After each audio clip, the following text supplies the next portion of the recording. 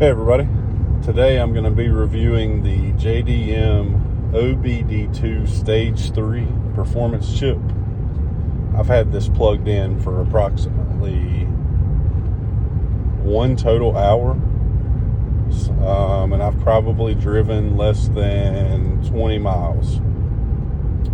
What I'm planning on doing for these videos is doing a day 1 review, then I'll post a day 10 review, a day 20 review, and then a day 30 review.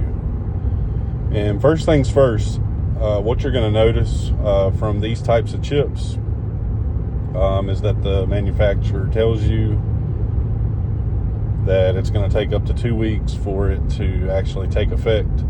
I actually don't believe that's true. One thing that I've noticed plugging it up immediately is there definitely is a better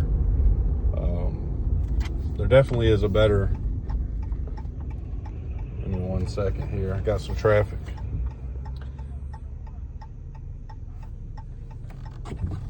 Definitely is a better boost and acceleration. I'm not even getting on it and it's ready to go. I mean, this is not very little throttle.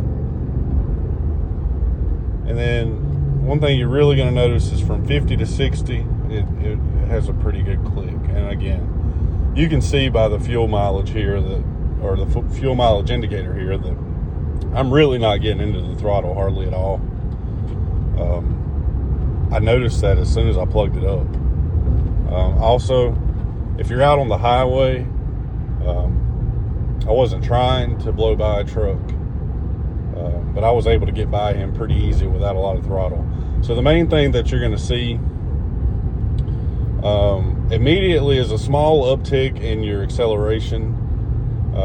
The hesitation kind of goes away that you may have been accustomed to in a Ram or a Hemi. For that, this is a Hemi. And yeah, we'll see. You know, my hope is that I get 15 to 20 horsepower boost out of this. I don't think I'm going to get 40.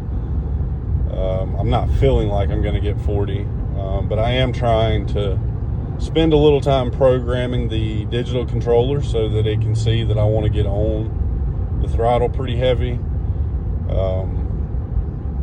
And yeah, we'll go from there. So again, I bought this off the internet. I paid like $9 for shipping and it got here in 3 days. It's a JDM Stage 3 OBD2 port, plugs right into the OBD2. No installation really required. And if I want to go, it's ready to roll.